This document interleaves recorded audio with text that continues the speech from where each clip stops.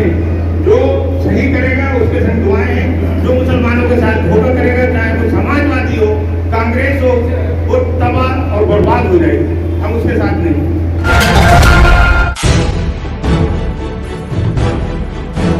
All India Muslim federation की राष्ट्रीय committee का हुआ गठन। सोमवार को राष्ट्रीय अध्यक्ष बाबर खान ने राष्ट्रीय कार्यालय जहां खदान खां पर आयोजित बैठक में राष्ट्रीय कमेटी के पदाधिकारियों के नामों की घोषणा की। मुस्लिम फेडरेशन की राष्ट्रीय कमेटी में देश के अलग अलग राज्यों से फेडरेशन से जुड़े लोगों को शामिल किया गया है। मुस्लिम फेडरेशन की नवगठित राष्ट्रीय कमेटी में कुल 24 पदाधिकारियों को शामिल किया गया है, जिसमें मुरादाबाद के खालिद नसीम को वरिष्ठ राष्ट्रीय उपाध्यक्ष बनाया गया है। उत्तराखंड के अब्दुल अजीज कुरैशी, नगीना बिजनौर के अब्दुल समद चौधरी, बिलासपुर छत्तीसगढ़ के जमाल सिद्दीकी को राष्ट्रीय उपाध्यक्ष मनोनीत किया गया है। हाजी जमीर रिजवी एडवोकेट वरिष्ठ महासचिव बनाए गए हैं। लखनऊ के मौलाना मोहम्मद सालिम कासमी, मुरादाबाद के परवेज खां, स्वार रामपुर के मौलाना इदरीस अहमद कासमी को राष्ट्रीय महासचिव मनोनीत किया गया है। नागपुर महाराष्ट्र के प्रोफेसर नईम अख्तर, मुजफ्फरपुर बिहार के अमानुल्लाह मुदस्सिर, स्वार रामपुर के कौसर खां, शहडोल मध्य प्रदेश के अफजाल अहमद राष्ट्रीय संगठन मंत्री बनाए गए हैं। काट मुरादाबाद के मौलाना कमर कासमी, करनाल हरियाणा के कुंवर खान, रामपुर के बाबू खान सदर, खान शुएब यूनुस राष्ट्रीय सचिव बनाए गए हैं। संभल के सैयद आसिफ हसन राष्ट्रीय प्रवक्ता मनोनीत किए गए हैं।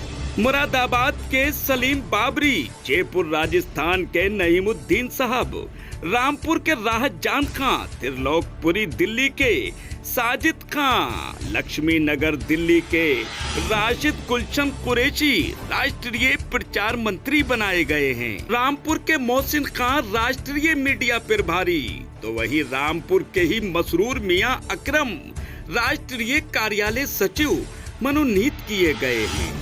इस मौके पर पत्रकार वार्ता के दौरान राष्ट्रीय अध्यक्ष बाबर खान फेडरेशन के संस्थापक स्वर्गीय हाजी नसीम एडवोकेट को याद कर भावुक हो गए। उन्होंने कहा कि हाजी नसीम एडवोकेट की बेशुमार जद्दोजहद का ही नतीजा है कि आज फेडरेशन का शुमार देश के चुनिंदा मुस्लिम संगठनों में होता है। पत्रकारों के सवालों का जवाब देते हुए मुस्लिम फेडरेशन के राष्ट्रीय अध्यक्ष बाबर खान ने सांसद आजम खान को लेकर कही बड़ी बात।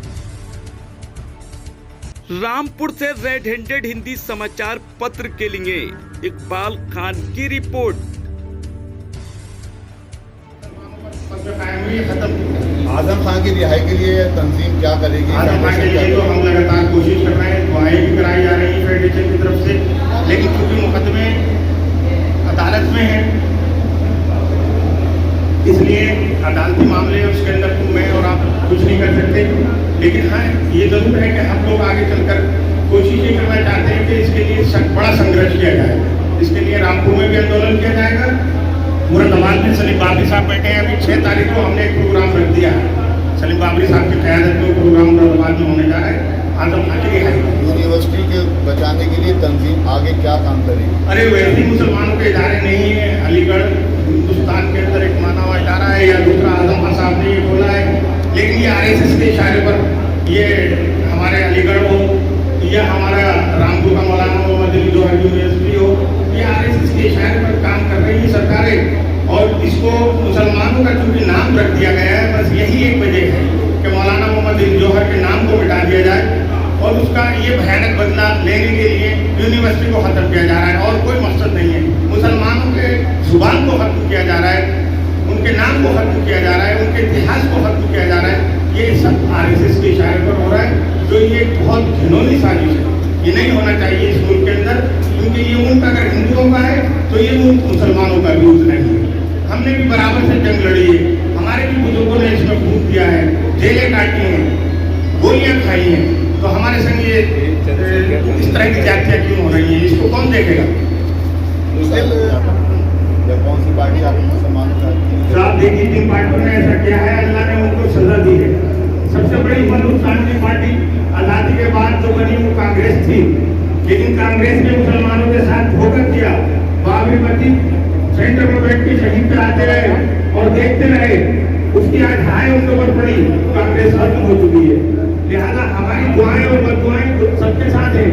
जो सही करेगा उसके संग दुआएं हैं, जो मुसलमानों के साथ धोखा करेगा, चाहे वो समाजवादी हो, कांग्रेस हो, वो तबाह और बर्बाद हो जाएगी। हम उसके साथ नहीं।